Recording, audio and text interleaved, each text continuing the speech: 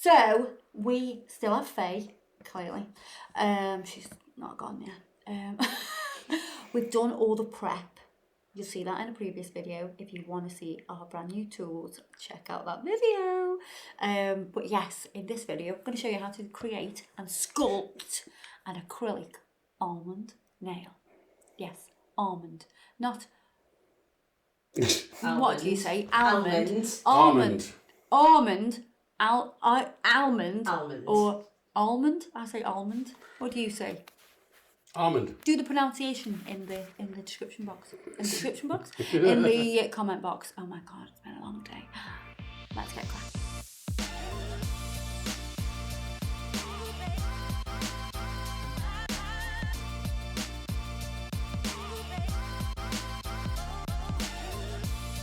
Let me have a look at you, Duck. Let me look at you. Come, just Duck. Oh, right.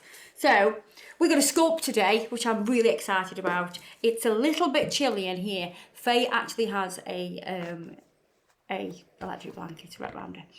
Faye always suffers from being really cold, so you'll notice that the colour of her nails sometimes appear a little bit blue. Yeah, my lips do. But yeah, you just really suffer with the cold, don't you? Yeah. Yeah. Super nice. Yeah, because we've done a removal of extensions, we've already abrased the surface of the natural nail, so we don't need to do that bit. It's already been done when we removed the nails. If you've never removed acrylic nails, or you want to know how to, we do have a video on that. So if you've had acrylic nails for Christmas and you're like, oh dear. I remember one of our videos actually blew up on, I think it was on like Facebook, at about 6 o'clock on Christmas Day. It just started to get like loads. Oh, like loads of people had them for Christmas. They'd got them on and then they were like, get these off me. Yeah. Because they were just not used to wearing them and they were like, right, I've had enough now. Yeah. But yeah, it was about 6 o'clock Christmas Day. That's what people were looking for, how to remove acrylic nails. So I'm going to tailor any of the forms that need tailoring. So because we have quite a deep hypernicum, what I am going to do is just cut a slightly deeper hypernicum, a slightly deeper contact area on my sculpting form. So when I look at this, I can see that from this line to this line is where it needs to have a slightly deeper curve. And I'm going to use my scissors to cut that in. I like to do my starting points and then I can cut the shape. Is it because Faye's hypernicum so sort of deep, you can't really just use the perf? Because it's so deep, the perforation. Is that because I have longer? I have extensions on all the time. Yes, correct. So you can see that fits side wall to side wall now. So I know that I'm going to follow this angle from here to the number 3, because that's the length we want. We discussed this earlier. I'm going to put the primer on, and the brush I'm going to use today is the Oscar, the Wild brush. It's one of my favourite brushes, if I'm honest. It's like my number 1 brush. Yeah, you do use the Oscar one. I used to love the Alicia one, and then I designed this one, and then it's all changed. I do love Alicia, obviously she's my daughter, but yeah, this brush, oh, it's a game changer. So the football's been on lately, and Oscar's been loving watching the football. He just sits on top of my drawers when I'm in my bedroom, and he sits there and just watches the football. He loves it. Did you follow the ball? Yeah, follows the ball. Get him doing tennis, that would be funny. The screen? Yeah, he sometimes tries to attack the screen. But not clawing, just nicely. Just with the toe beans. Yeah, just with the toe beans. Yeah. No claws, just toe beans. You're just so weird. Don't your cats? Well, no, just the fact that you call them toe beans. Well, what would you call them? Toes? No, they're toe beans. They're defo toe beans. They're their pads. That's what I call them, as pads. Toe beans. Toe beans. They're so gorgeous. And weirdos. Do you know what little Marlow bear does? If you stroke him on his pad, his toe beans are the bits at the top. He's got his obviously little pad, so he touches like literally massages like the pad. Yeah. And he does this with his toe beans. Ah. So I've started sculpting from the lateral length because that is the most distal point from the finger and the most distal point from the warmth of the finger. That's really important because the warmth of the finger will actually speed up the polymerization of the acrylic. And we want this to all set at a very similar rate. So by starting at the end, that will actually help everything polymerize at a very similar time, which makes everything a little bit stronger and easier to manage, especially when we're going to come to pinching this nail. You'll notice that I kind of, once the product starts to set, I can sweep over it, and sweeping over it, I'll just kind of smooth it out even more. So we're just going to let that set up a little bit, and then we can pinch that as soon as it starts to go a little bit warm and nice and matte, then we can pinch it. I am going to take out my multi-tool, the multi-pinching tool, which also has a smooth design. You always see them with this horrible pattern here that it gets really minging and isn't easy to clean. It's a nice and smooth design. It's a nice, good tension without killing somebody or being too slack. Yeah. Sometimes they're a bit too slack and you're like, well, that's a bit pointless. And we have the cuticle pusher and a blade at the side as well. Blade can also be used to release the foam from the acrylic. So I'll test pinch with my fingers with gloves on. Gloves on, your friend. Obviously not like warm winter gloves. Flippy gloves. You know, disposable, natural gloves that are nice and thick. We can test pinch by placing the tool either side and then taking it off and checking if any of it collapses.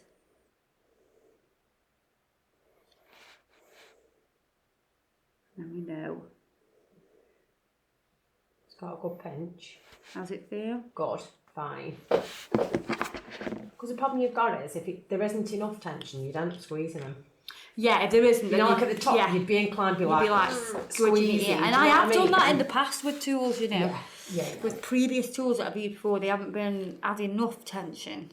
You don't then I'm want too much squeezing because you don't want here, to like, cut the circulation off on the tip of your finger. Well, no, you don't. I mean, I don't mind because no pain, no gain, no pain, no gain. And once that's on, you're just going to leave that and let that sit there, and it'll just gently bring the product in and gently pinch the nail and the product together so they just have a little bit of a tighter C-curve. You don't want to press on the sides as well. That would not be good. You can cause separation between the nail plate and the nail bed. We don't want that. And then I want to make sure I'm nice and tight through the length as well. And I always kind of do that with my fingers because I can look down the barrel. I can make sure it's nice and tight. You can then pop that tool on, carry on with your next nail. So while this is pinching, I would be applying product here and then I would move on to the next one. So you only really ever need one or two pinching tools. I would definitely be doing a competition at 2. Should we measure it before we file it? Yeah. Measure the thickness. And then you can measure afterwards. This is exciting! Oh my god, I've not done this for years! I like this! This could be lethal. So, with the measuring gauge, what you're going to do is, you see this part here, some people think, well, how do we measure it? Do we do this? Do we do this? No, that's not what we do. That's not what we do. You see these two little ends here? They are blunt, so they will not cut you. You can pop them at the side edge, so we're 2 mil thick here. You can also pop them in the centre. And if we look in the centre, it should always be a little bit thicker. In the centre, we are just over 2.5 mil here. Okay, so you can see there. I think you've overdone this on me. And we're going to check this side. And luckily, we've put your measurements on both sides, so it doesn't matter which side you're on. You will always see your reading. So we've got 2 mil on this side. So now this section of the video is for the person that messaged me the other day asking for a detailed filing routine. I forget your name, but this is for you. And if you're watching this, comment. Hopefully it'll help a lot of other people as well. So you'll notice on my file, I have a 180 grit on one side and a 150 grit on the other side. The 150 grit is the coarser of the two. So I'm going to take any bolt down with the 150 grit and then I will smooth with the 180 grit. This has a metal centerboard and these are, let me show you, they come like this and they have a sticky backing. You peel off the backing and you put it onto the metal centerboard, so they are reusable. It's a reusable centerboard and a replaceable disposable paper for your fire. Okay, so first thing I'm going to do is make sure I have got straight side walls. Now I do like to go in with our metal file here because the metal file is super thin, super sturdy, and it just gets that perfectly straight. Then I can use the 150 grit side just to make sure it's nice and straight. And then I'm going to come around the cuticle area with the 180 grit side, which is the smoother of the two. And that's just going to make sure that this is nice and flush. There's no big lip here. You don't want like a lip. You want it to just go straight into the natural nail, as if it is naturally grown from that cuticle area, you know, because these want to look natural. So you'll notice that when I'm filing, this is like a horseshoe shape or an N shape. If you look at where I've touched with the file, you can see that we are just filing here. Now I can come straight up the side. Let's get that 150 grit on there and also on this side. And let's have a little look at where I filed. So if you see, you can see I've filed here and here because this part is still quite smooth. So you can see the difference there between filed nail and an unfiled nail. And I'm just going to gently rotate the file over the top. And then this is the point where I'm going to check the apex. Do I need to take any off? Do I need to thin it out? And I'm going to use the 180 grit file now. And I'm actually pulling from the apex to the free edge. So I'm looking down the barrel of the nail. So, because I can see from this angle, which is what I'll be able to see, I'll show you from here. I'm kind of looking down the barrel like that. So I can then see where there's any thickness that needs to be gone. Big on thickness, but don't go too thin because you don't want that nail to break. You can also look underneath the nail to see the thickness along here and here. And if one looks thicker than the other, then you can alter that as well. So I can see this one's a little bit heavier this side, which will turn your hand through, thank you very much. Will be on this side. And it's only a little bit. So I'm going to use the 180 grit because it will take less away. I'm just going to make sure I contour that into the curvature of the nail. So we're going to buff, and you'll see I've got the metal centerboard here. Buffalo. With the buffer on. So this is a replaceable buffer, so you just peel it off and replace it as and when. Ideally between clients. So we're going to buff this. You still do buffers, but not on the metal bit. Oh, we still do a normal buffer, yeah. I'll show you one of them if you want to see. You've missed them. So this is a normal buffer. So this is the one that you get in a sealed pack. And it's a normal buffer and it has a plastic centerboard. So yeah, there's two different ones. Look at the difference. They look different. Why do you need one of them? I need one because sometimes I just have to have a little. No. Right, so we measured this one, didn't we? Side, 2 mil. This side, 2 mil. No, I told you, baby. Look, let me get it on camera. It's on camera, it's on camera. Okay, That's the budget. Like, you know, the bit that we, yeah, 2 mil. Let's go on the free edge. Just under 1.5 mil. Deep down, we've got 2.5 mil here. So you haven't lost anything really then very much at A all? little bit, just probably like 1/10 of a mil. Mm-hmm. Or 1/5 of a mil, I don't know. What does that even look like? But look at the difference of the nail. It looks even nicer. So yes, there we are. I am just going to finish these nails off. There we are. There we are. Can I have your hand? You can. And the top coat we're going to use on this is Laura. It's my favourite top coat because... Well, if it was your favourite, it'd be cool for them. Oh. Okay.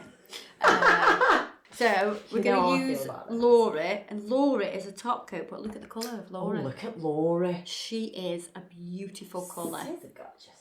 but she is also a top coat.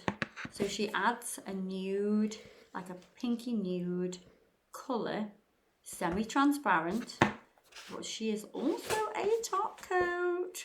This is like, do you know those clients that just want a natural nail, somewhat quite normal, not face style? This is what you would use. I mean, it's gorgeous, and it's also gorgeous over an ombre as well.